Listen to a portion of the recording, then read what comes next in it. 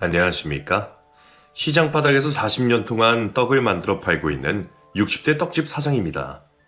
제가 이 시장 바닥에서 40년 동안 떡을 팔면서 그 누구보다도 별의별 일을 다 겪고 더러운 꼴도 많이 봤다고 자부할 수 있습니다. 자랑은 아니지만 시장 바닥에서 일을 하며 그만큼 험난하게 인생을 살아왔다고 말씀드리고 싶네요. 그런데 살아보니 그건 아무것도 아닌 일들이라고요. 애들 키워놓고 시집, 장가까지 다 보내놓으면 남은 인생은 젊은 날보다는 편하게 살겠지 했는데 제 말년도 평탄하지 않으려는지 얼마 전 참으로 더러운 꼴을 보고야 말았습니다. 제가 잘하는 게 참는 건데 이번엔 정말 참지 못하겠더라고요. 그래서 한 인간의 인생을 산산조각 낸 일이 있었는데 그 이야기를 한번 해보렵니다. 물론 자랑은 아닙니다. 혹시나 여러분들 중에서도 저와 비슷한 꼴을 당하고 계시는 분들이 계시다면 절대 참지 말라고 말씀드리고 싶어서 사연을 보냅니다. 저와 남편은 시모가 물려주신 떡집을 운영하며 딸아이와 아들을 키웠습니다. 많은 돈을 벌어본 적도 없고 큰 돈을 만져본 적도 없이 살아오기는 했지만 저희 식구들은 모자라지 않게 살 수 있는 삶에 감사했습니다. 그리고 저와 남편이 항상 아이들에게 항상 강조한 것이 있었습니다. 항상 바르고 착하게 자라야 된다. 공부를 못해도 되고 돈을 많이 벌지 못해도 돼. 중요한 건 사람답게 사는 거야. 그리고 항상 남들에게 베풀 줄 알고 감사할 줄 알며 살아야 된다. 엄마 아빠는 너희가 그렇게 바르게만 자라주면 더 바랄 것이 없다. 아이들에게는 인간답게 착하게만 자라달라고 부탁을 했습니다. 고맙게도 제 아이들은 정말로 그렇게 자라주었습니다. 크는 동안 저희 속을 한 번 썩인 적도 없고 커서도 본인 앞가림을 잘하며 살아가 주었죠. 그렇게 큰 딸은 간호사가 되었고 아들은 사회복지사가 되었습니다. 아이들은 무엇으로 자라주기 바란 적이 한 번도 없었기 때문에 저는 저희 아이들의 사회의 일원이 되어 무엇이라도 된 것에 감사했습니다. 그러던 어느 날이었어요. 저희 집에서도 제일 말수가 적고 조용한 성격의 아들이 갑자기 여자친구를 소개해주겠다고 말했습니다. 어머니, 아버지, 저 어머니랑 아버지한테 여자친구 소개해드리고 싶은데 집으로 데리고 와도 될까요? 여자친구랑은 이야기 끝난 상태예요. 아들은 어릴 때부터 학교에서 있었던 일이라든지 밖에서 있었던 일을 단 한 번도 집에 와서 이야기를 해준 적이 없었습니다. 그만큼이나 조용하던 아이였죠. 그런 아들이 대뜸 여자친구를 소개해주겠다고 하니 너무 놀란 저와 남편은 아무 말도 하지 못했습니다. 그건 좀 힘들까요? 사실 이 친구랑 결혼 생각이 있어서 소개해드리려고 하는 건데 어머니랑 아버지가 지금은 뵙기 힘드시면 제가 여자친구한테 잘 말해보도록 할게요. 아니다. 그게 아니라 네가 갑자기 여자친구를 소개해준다고 하니까 당황스러워서 그래. 데리고 오고 싶으면 데리고 와라. 우리도 네가 어떤 사람을 만나는지 궁금하구나. 네, 그럼 엄마 맛있는 밥 한 끼만 부탁드릴게요. 여자친구가 성격이 밝아서 어머니랑 아버지도 참 좋아하실 거예요. 아들은 수줍어하면서도 자신 있게 말했습니다. 그런 아들의 모습을 보며 부모 도움 없이도 제 삶을 잘 살아가주는 아들이 참 대견하고 고마웠습니다. 그리고 또 저만큼이나 좋은 여자를 만난 것 같아 다행이었어요. 그래서 저는 아들의 부탁대로 아들 여자친구에게 대접할 맛있는 밥 한 끼를 준비했습니다. 어머나 세상에. 어머님, 이거 다 어머님이 준비하신 거예요? 밖에서 사 먹어도 되는데 준비하시느라 고생 많으셨죠. 정말 감사해요. 민창이가 뭘 해달라는 애도 아니고 먼저 여자친구를 소개해준다고 해서 기쁜 마음으로 준비했어요.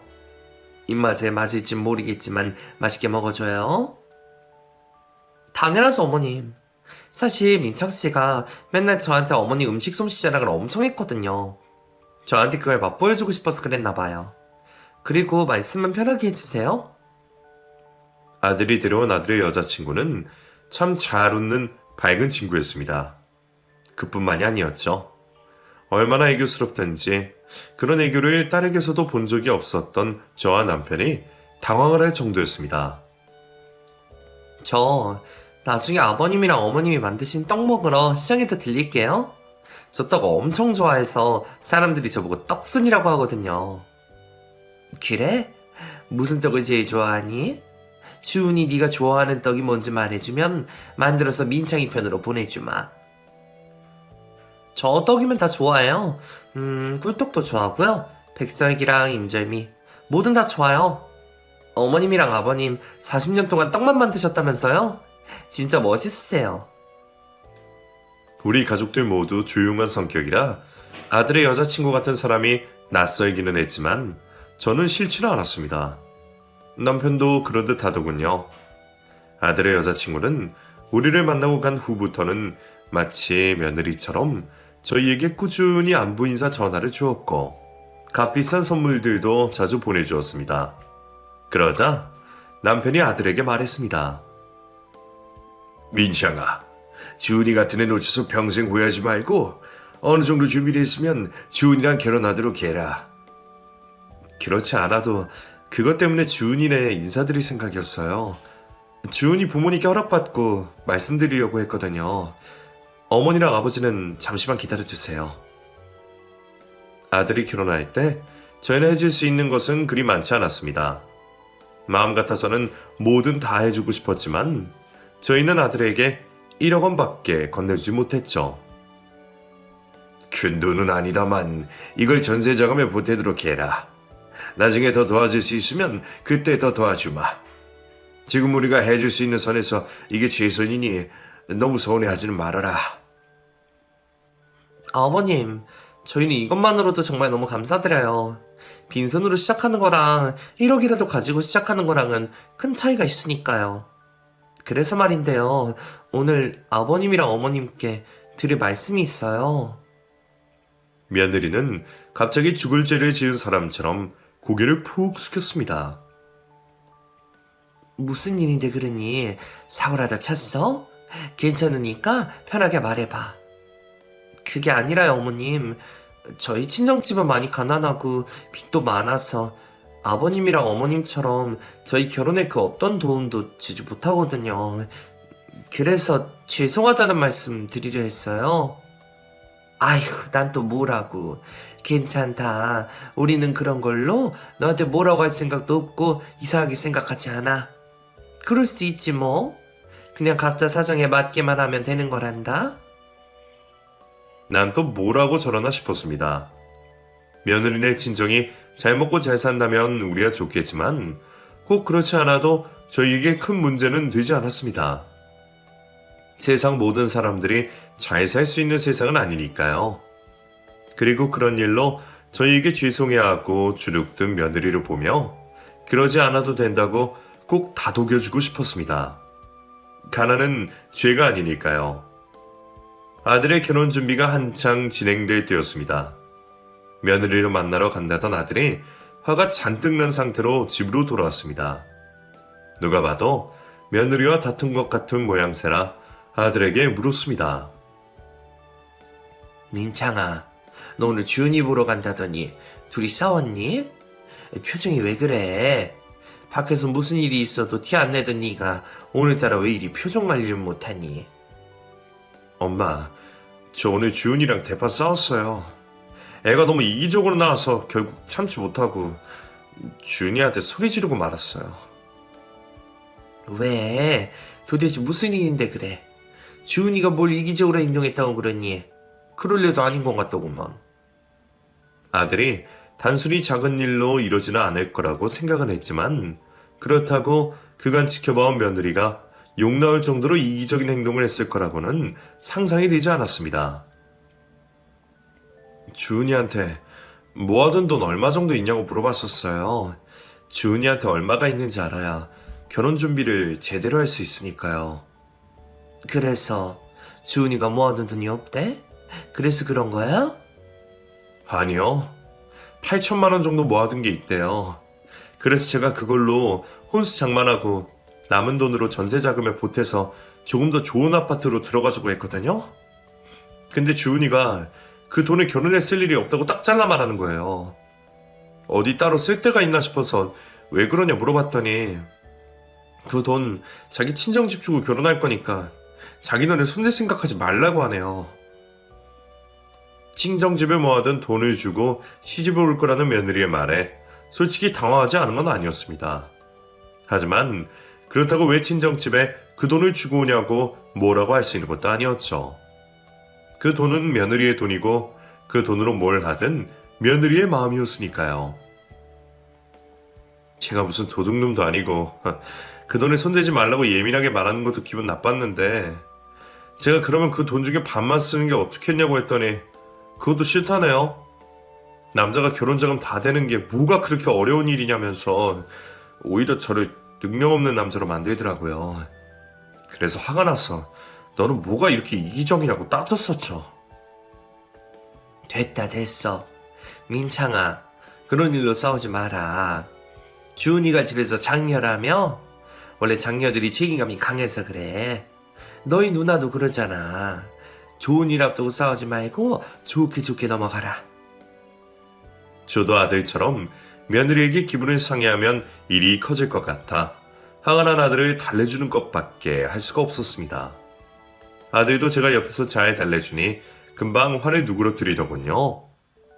솔직히 가족들 사이에서 돈 문제가 끼면 정말 걷잡을 수 없을 정도로 큰일이 생길 수도 모르니 저는 그 문제의 불씨조차 키우고 싶지 않았습니다.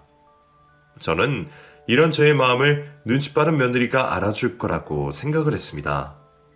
그런데 며느리는 결혼 후 저희 앞에서 갑자기 이상한 생색을 내기 시작했습니다. 어머님, 이번 설날에 드리는 용돈 그거 다 제 돈으로 드리는 거예요. 이 사람 월급으로는 저희 생활비 쓰는 것만으로도 빠듯해서 아버님이랑 어머님께 용돈 드릴 여유가 없었거든요. 그래? 고맙다 주은아.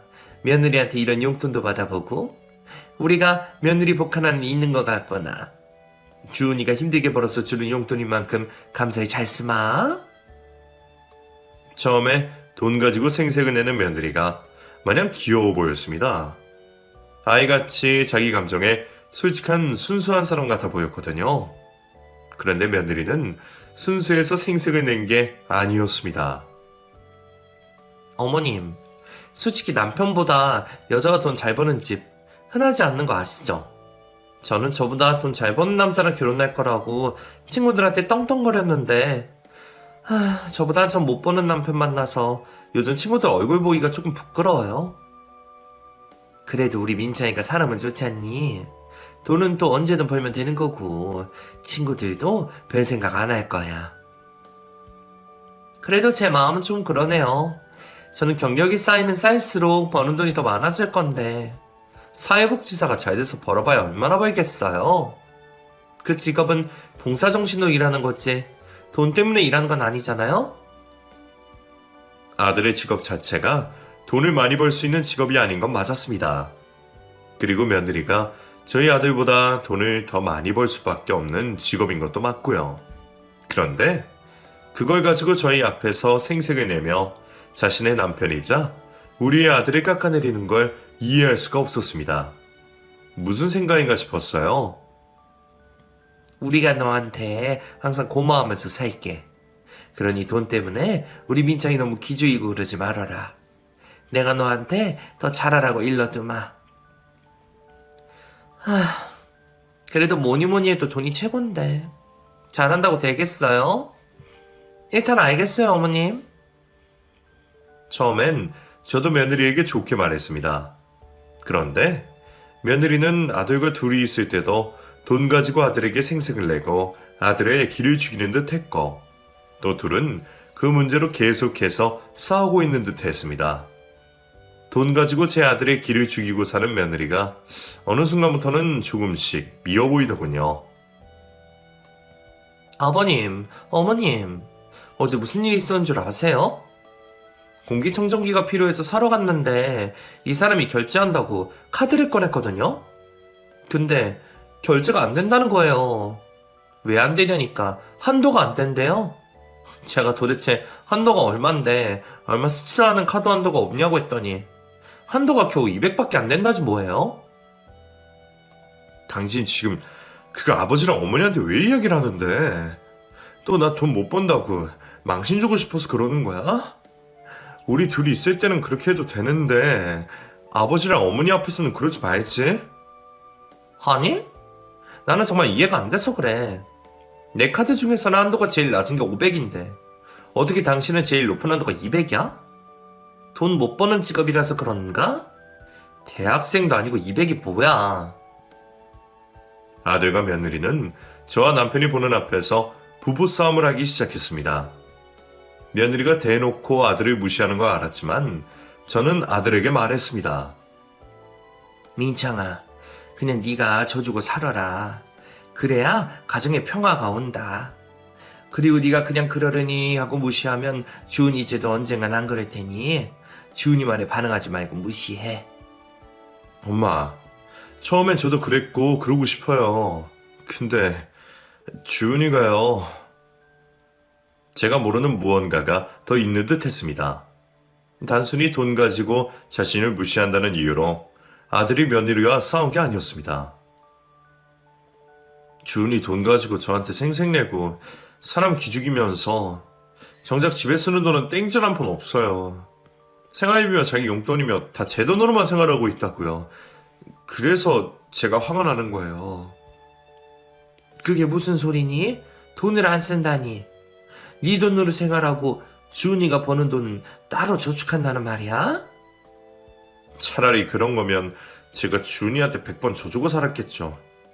주은이 지금 자기가 버는 돈을 죄다 자기 집에 가져다 주고 있어요. 자기 친정집 자기 없으면 다 굶어 죽는다면서 월급 전부를 가져다 주더라고요. 제가 처음엔 일부만 줘라. 자긴 장모님도 돈 버시고 처제들도 돈 버니까 꼭 그렇게 다 줘야 되냐고 했는데 제 말을 안 들어요. 며느리가 저희 앞에서도 하도 생색을 내길래 당연히 아들 돈보다 며느리 돈을 더 많이 쓰는 줄 알았는데 그런 일이 있을 거라고는 상상도 못했습니다.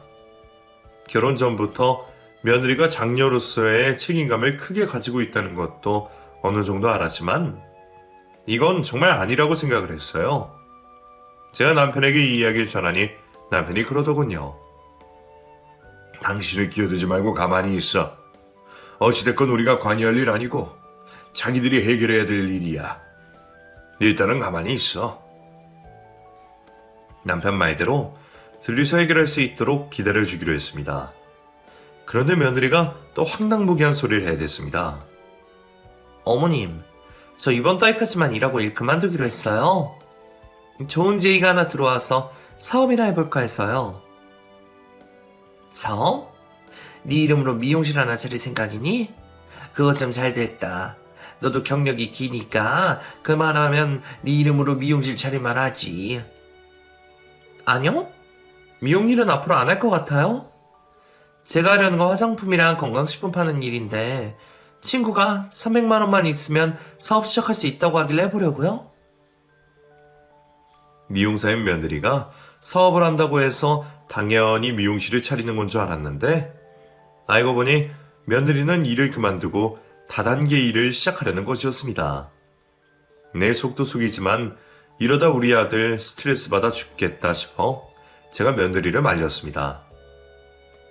주은아, 네가 잘하는 게 있는데 왜 그걸 그만두고 그런 불명확한 일을 하니? 미용실에서도 네 손님도 많다면서. 그냥 미용실을 차리는 게 낫지 않겠어? 나는 네가 하던 일을 계속 했으면 좋겠다. 어머님, 지금 불명확한 일이라고 하셨어요?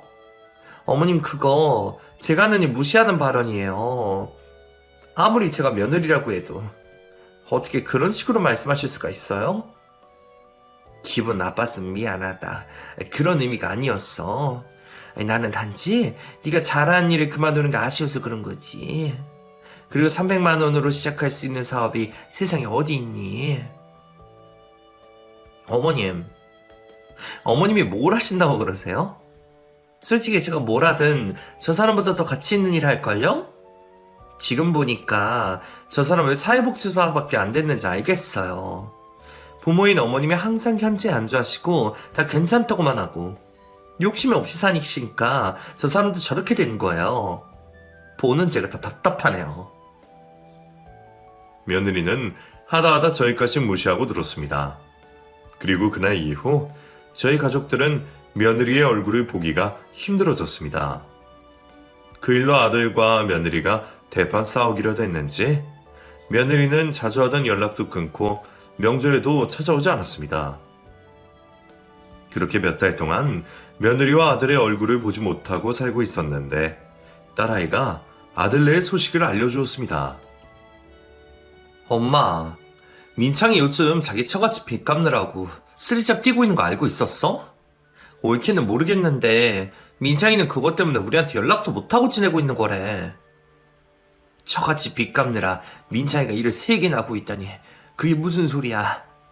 주은이 걔 지가 버는 돈 몽땅 자기 친정집에 갖다 준다면서 그것도 모자라 민창이한테까지 돈을 쥐어짜내고 있어?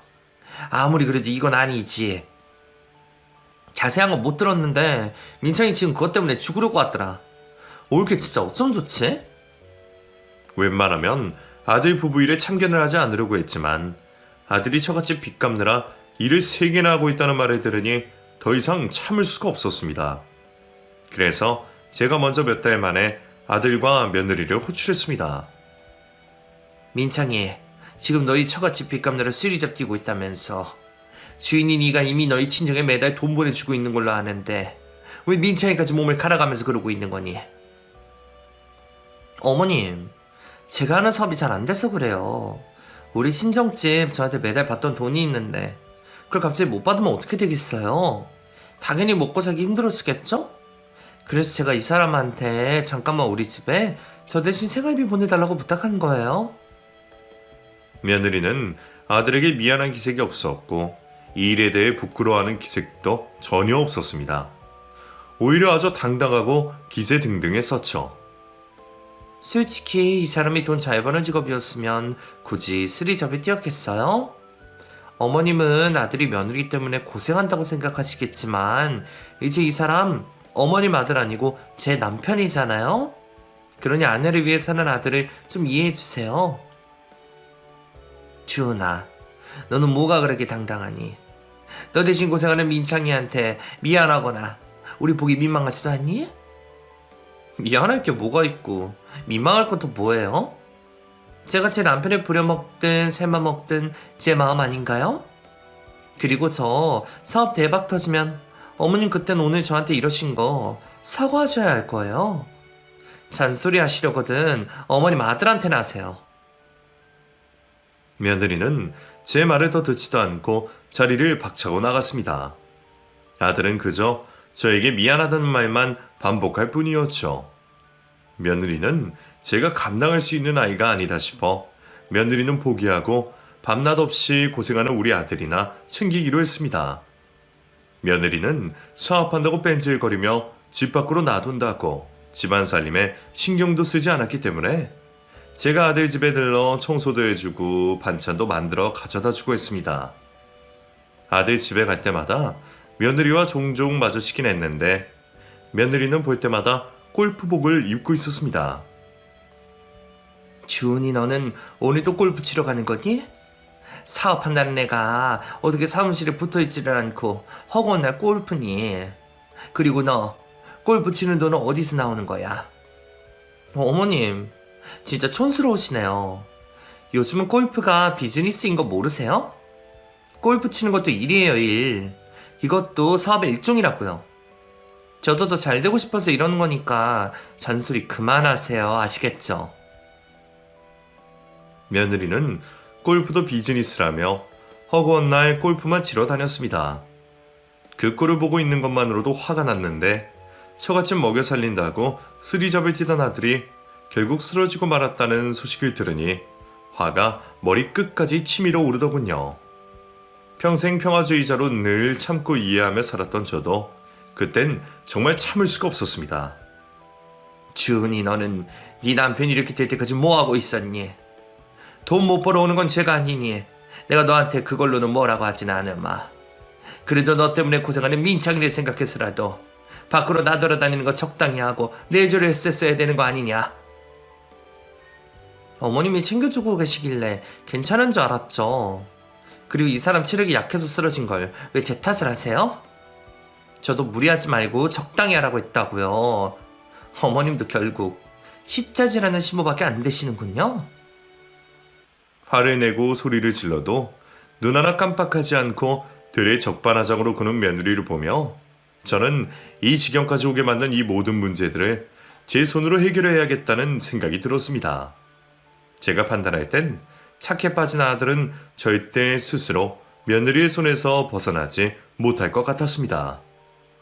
제가 처음으로 했던 일은 아들 이름으로 되어 있던 며느리의 사업장을 말없이 빼버린 것이었습니다. 사무실이 강제로 철거되고 있다는 소식을 들은 며느리는 제 발로 저를 찾아왔습니다. 어머님, 무슨 짓이세요? 남의 사무실을 왜 말도 없이 철거하시냐고요? 어머님 이거 불법이신 거 아시죠? 불법인지 아닌지는 나한테 중요한 게 아니다. 사무실 차려놓고 맨날 골프 치러 간다고 비워놓는데 못한다고 쓸데없는 월세 내면서 유지를 하고 있니? 그리고 그 월세도 결국 우리 민차이가 내는 돈 아니냐? 어머님, 대화를 안 되시는 분이시네요. 어머님 오늘 제 사무실 빼버린 거 법적으로 처리할 테니 그렇게 하세요.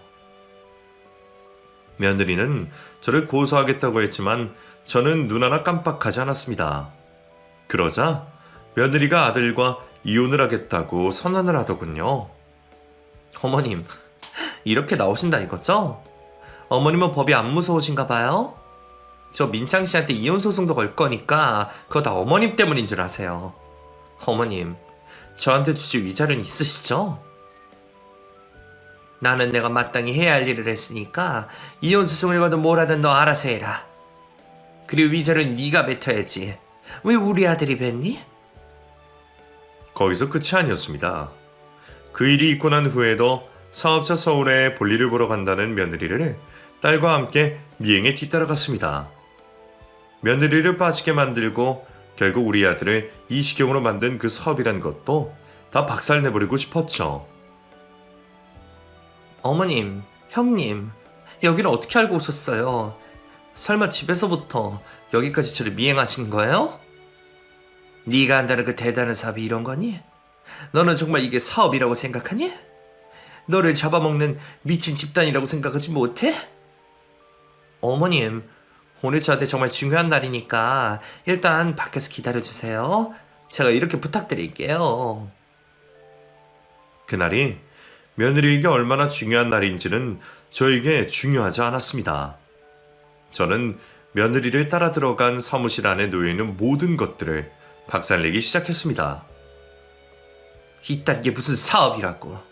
사이비 다단계 같은 일을 하는 것들이 사업이라는 명목하에 골프나 치러 다니고 한 집안의 가정을 파탄내고 다 박살내버릴 거야. 제가 난동을 부린 덕분이었을까요? 며느리는 그 회사에서 쫓겨나게 됐다고 했습니다. 저는 그게 며느리와 제 아들을 위한 일이라고 생각을 했는데 며느리는 제가 자신의 인생을 망친 거라고 생각했습니다. 어머님 때문에 저 한 푼도 못 받고 쫓겨났어요. 제가 거기에 퍼본 돈이 얼마나 되는 줄 아세요? 그날만 잘 넘겼으면 저 매달 몇 억이나 벌면서 어머님한테 효도하면서 살 수 있었을 거라고요. 내가 언제 너한테 효도를 바랬니? 나는 그딴 거 필요 없으니 민창이랑 잘 살아주기만 하면 된다. 내가 바라는 건 그거 하나뿐이다. 그런데 너는 네 욕심 때문에 가정도 네 남편도 버리지 않았니? 어머님이 지금 얼마나 큰 잘못을 저지르셨는지 제가 똑똑히 보여드리겠어요. 어머님 때문에 그쪽이 보상해야 되는 돈만 해도 몇백이니까 그건 어머님이 해결해 주세요. 그리고 제가 언제까지 어머님 아들이랑 살 것 같아요? 저 이혼할 거예요. 저에게 보상금을 요구하는 며느리의 말을 철저히 무시해줬습니다. 그러자 며느리가 화가 잔뜩 난 채로 저희 떡집으로 찾아왔습니다. 어머님, 왜 자꾸 제 연락을 피하세요? 제가 800만 원 당장 제 통장으로 입금하라고 했잖아요. 그것 때문에 찾아왔니? 나 너한테 줄 800만 원 없으니 시장 사람들 목이 쪽팔리게 하지 말고 돌아가라. 어머님이 죄송한데 800이 아니라 5천만 원으로 주셔야겠어요. 저 그 돈 받기 전에 여기서 못 나가요. 그렇게 하세요. 며느리는 5천만 원을 주기 전까지 떡집에서 못 나간다며 생떼를 부리기 시작했습니다. 5천만 원이 누구 집 개 이름이니? 그리고 갑자기 무슨 5천만 원이야. 거기서 5천을 내놓으라고 하던? 어머님이 그날 그 사무실 다 부신 거랑 제가 그동안 그 회사에 투자했던 돈까지 다 해서 5천만 원 정도 되니까 그렇게 주시라고요. 너 민창이랑 이혼하겠다고 큰소리 떵떵 치더니 왜 아직도 소식이 없니? 나는 너희들 이혼하기만을 기다리고 있으니 얼른 이혼해다오. 이혼은 저희 부부 일이니까 어머님은 참견 마세요. 돈 받으러 온 사람한테 왜 갑자기 이혼 이야기세요? 며느리에게 이혼 이야기를 꺼내자 며느리는 구시렁거리더니 집으로 돌아갔습니다. 아들에게 어떻게 돌아가고 있는 거냐고 물었습니다. 주은이한테 이혼 이야기를 꺼냈더니 이혼은 죽어도 못 해준다고 하더라고요. 나랑 이혼하면 자기 식구들 밥줄 끊기는 건데 어떻게 이혼을 하냐면서. 이혼은 절대 안 해준대요. 그러니까 네가 지금 자기 친정에 매달 보내주는 돈이 있으니 그것 때문에 이혼을 못한다는 거야. 그게 너를 아주 호구로 보고 있구나. 죄송합니다. 제가 어떻게든 제 선에서 해결 보도록 해볼게요, 어머니. 어머니는 이제 신경 쓰지 마세요. 아들이 신경 쓰지 말라고 했지만 그럴 수 없었습니다. 아들이 말로는 해결하겠다고 하지만 절대로 그 어떤 해결도 못할 거라는 걸 잘 알고 있었죠. 이걸 어떻게 하면 좋을까 딸아이와 머리를 맞대고 있었는데 딸아이가 며느리의 약점을 잡은 것 같다고 말했습니다. 내 친구 이야기 들어보니까 올케가 이 동네 맘카페에서 엄청 유명하대. 그걸로 인맥 늘려서 마당빨 된 거고 그렇게 해서 돈 벌어먹고 살았다고 하더라. 맘카페라니? 그거 애들 엄마만 가입하는 데 아니야? 꼭 그렇지만은 않아. 거기에 정보가 많으니까 일반 주민들도 가입하고 특히 여자들이 고객으로 돈 벌어먹고 살아야 되는 사업자들도 고객 유치 때문에 많이 가입하더라고. 그리고 올케 그동안 골프 치러 다닌 거 그 맘카페에서 이름 좀 날리는 사람들이랑 모임 만들어서 다닌 거래. 그러면서 딸은 맘카페에 안 좋은 소문이 한번 나기 시작하면 동네에 얼굴 들고 다니기도 힘들어진다는 말을 해주었습니다. 그래서 딸과 저는 며느리를 한 번 더 미행하기로 했죠. 며느리가 맘카페에서 힘을 꽤나 쓴다는 사람들과 만나는 자리에 나갈 때 뒤따라가 그 자리에서도 보기 좋게 깽판을 쳐줬습니다. 그쪽들은 얘가 어떤 애인지를 알고 어울리고 다니세요? 얘 다단계에 빠져서 지 남편 등골 빼먹고 사는 인간이에요. 그뿐만인 줄 아세요. 지 친정빚 갚아야 된다고 우리한테 쓰리 잡뛰게 만들고 이혼하면 그 돈 못 받을까봐 이혼도 안 해주는 독한 애라고요. 이런 애인 거 알고 어울리시는 거예요? 아니면 그쪽들도 얘랑 똑같은 수준이라 다 알고 만나시는 거예요. 여기 있는 사람들은 소문나는 게 무섭지 않으신가 보죠? 그날은 뭘 부수거나 하진 않았지만 맘카페 회원들에게 며느리의 만행을 폭로했습니다. 어머 언니들 우리 어머님 말 믿지 마세요. 우리 어머님 지금 농막나서 이러시는 거예요. 제가 그랬잖아요. 우리 어머님 치매기가 있는 것 같다고요. 우리 어머님 지금 제정신 아니에요. 옳게 무슨 소리야? 그럼 나도 치매 걸린 거야? 어디 지금 다 들킬 거짓말하고 있어. 여러분 저희 엄마 이 동네 시장에서 40년 동안 떡집하고 계신 분이세요. 치매 걸린 사람이 어떻게 아직도 그 떡집을 운영하겠어요? 다들 제정신이면 이 여자랑 그만 어울리세요. 그날 맘카페 모임에 있었던 일이 바로 맘카페에 글로 올라왔고 삽시간에 동네방네 며느리가 쓰레기라는 소문이 쫙 퍼지게 되었습니다. 딸아이와 저의 작전이 먹혀든 것이었죠. 저희는 며느리가 쓰레기라는 걸 소문을 내고 동네에 얼굴을 들고 다니지 못하게 하는 게 목적이었는데 그 일로 인해 며느리의 비밀을 하나 더 알게 되었습니다. 엄마 올케 지금 이 동네 여자들한테 빌린 돈만 해도 지금 2억이나 된대. 올케 인성이 소문나자마자 올케한테 돈 빌려준 여자들이 카페에 글 올리기 시작한 거야. 근데 그게 한두 명이 아니래 지금. 어머나 세상에. 주은이 걔는 간도 크지. 자기 친정빚 갚아주던 애가 무슨 생각으로 그런 돈을 빌리고 다녔다니. 다단계 한다고 그랬겠지. 지금 올케 동네에서 생매장 당하기 일보 직전이야? 동네에 쓰레기로 낙이 친 것에 모자라 빚쟁이들에게 쫓기게 된 며느리는 아들에게도 말없이 잠적을 하고 말았습니다. 며느리는 빚쟁이를 피해 도망을 가는 와중에도 이런 메모를 하나 남기고 갔다고 하더군요. 나 돌아올 때까지 우리 집에 매달 주던 돈은 계속 줬으면 좋겠어. 그리고 동네 여편네들이 내 빚 갚으라고 찾아오면 당신이 대신 좀 갚아줘. 우리 아직 부부니까 내가 빌린 돈은 당연히 당신이 갚아야 되는 거 알지? 얼마나 괘씸하던지 저는 아들에게 당장 이혼 소송을 걸라고 했습니다. 아들도 더 이상은 며느리를 봐줄 수 없는지 어디로 도망가 버렸는지도 모르는 며느리에게 이혼 소송을 걸었습니다. 그리고 처갓집에 매달 보내주던 돈도 끊어버렸죠. 그러자 생전 얼굴 한 번 안 보이던 사돈 부부가 저희 집을 찾아왔습니다. 사돈, 제가 이렇게 빌겠습니다. 제발 이혼 소송만은 취소해주세요. 안 그래도 우리 주은이 빚쟁이들한테 쫓겨서 도망치는 신세가 됐는데 백서방한테 이혼까지 당하면 우리 주은이 정말 못 살아요. 지금 돈줄 끊길 것 같아서 찾아오신 겁니까? 그동안 우리 아들이 몸 갈려가면 그쪽 집 빚 대신 갚아줄 때도 고맙다는 말 한마디 한 테니 이혼한다고 나오니까 이러시는 거냐고요? 아닙니다. 백서방이 그동안 저희 집에 준 돈 다 돌려드리겠습니다. 그러니 우리 주은이 내주지 말아주세요. 다 이 못난 부모 잘못입니다.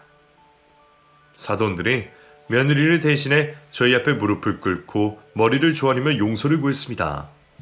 그리고 어디서 구해온 건지 모르겠지만 그동안 저희 아들에게서 받은 돈도 되돌려 주더군요. 그걸 보니 같은 부모로서 더 모질게 굴 수는 없었습니다. 일단 소송은 취소하라고 하겠지만 이혼하겠다는 애를 말릴 수는 없다는 것만 알아두세요. 아들을 설득시켜 이혼 소송을 취소하고 며느리와 합의 이혼을 할 수 있도록 했습니다. 잠적을 한 며느리가 자기 친정부모들이 저희 아들에게 받았던 돈을 되돌려줬다는 사실을 알게 되자 아들에게 연락을 해왔습니다. 당신 미쳤어? 그 돈을 어떻게 우리 엄마 아빠한테 받을 수가 있어. 우리 집 빚밖에 없는 거 알잖아. 지금 당신 때문에 우리 집 빚이 또 늘어나게 생겼어. 어떡할 거야. 당신이 책임져. 내가 달라고 한 것도 아니고 장인어른이나 장모님이 돌려주신 건데 나보고 뭐 어떡하라고. 당신 나한테 이혼 소송 당할 뻔한 거 장인어른이나 장모님 때문에 산 건 줄 알아. 그리고 당신 빚쟁이들 때문에 나 너무 힘드니까 당장 이혼 도장 찍으러 와. 어서.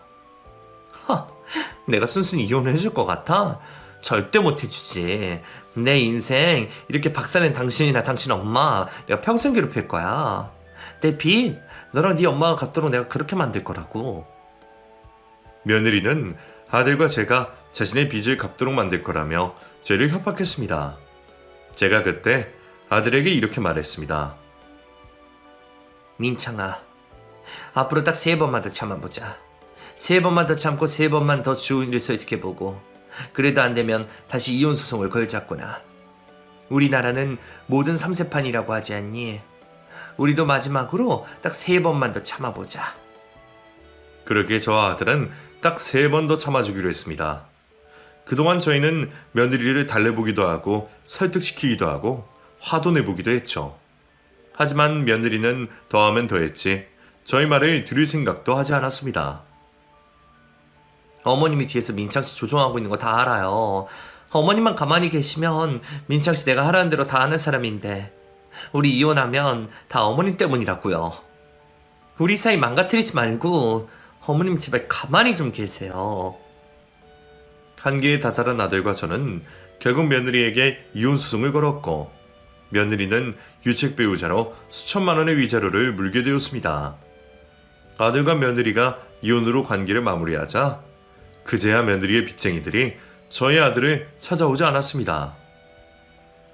며느리가 도망간 사이 며느리의 빚쟁이가 아들을 찾아와 괴롭히는 바람에 아들이 그 스트레스로 몇 번이나 기절을 하고 원형 탈모까지 얻기도 했었는데 이제는 그 모든 게 끝이 나니 얼마나 다행인지 숨통이 트이더군요.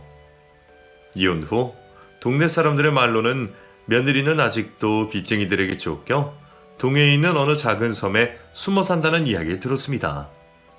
그게 사실인지 아닌지는 모르겠지만 솔직히 저는 더 이상 며느리의 소식을 듣고 싶지도 않습니다. 이제는 모르는 사람처럼 살고 싶습니다. 지금 저의 아들은 하던 일을 그만두고 떡집 일을 배우고 있답니다. 이혼하고 얻은 우울증과 탈모를 치료하느라 회사를 더 이상 다닐 수 없었거든요. 다행히 지금은 상태가 많이 좋아져서 아들도 많이 밝아졌답니다. 굳이 아들 앞에서 티는 안 내지만 아직도 저는 며느리만 생각하며 화가 나서 잠을 이루지 못할 정도랍니다. 그럴 때마다 딸아이는 엄마, 그래도 그 인간 인생 엄마 손으로 사사조각 냈으니까 이제 그만 잊어. 라고 말을 해주곤 합니다. 남의 인생을 산산조각 낸 게 잘한 일인지도 잘 모르겠네요. 평생 참고 살고 지고 사는 게 이기는 거라고 생각하고 살았는데 이번 일로 깨달은 건 참는다고 다 해결되는 게 아니라는 겁니다. 혹시 저처럼 참고 사는 분들이 계시면 참지 마시라고 말씀드리고 싶습니다. 딱 3번 참아보고 그래도 안 되면 그냥 저처럼 터뜨려 버리세요. 그럼 뭐라도 되기는 하더라고요. 기나긴 저희 이야기 들어주셔서 감사합니다. 저희 가족들끼리 잘 살아보겠습니다. 많은 응원 부탁드려요.